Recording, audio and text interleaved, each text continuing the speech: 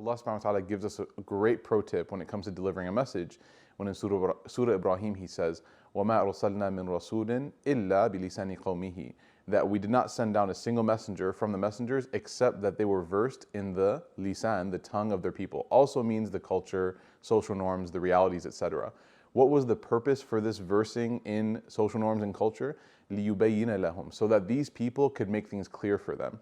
So the reality when it comes to delivery is one question. Am I making things clearer for my audience, or am I making things more complicated?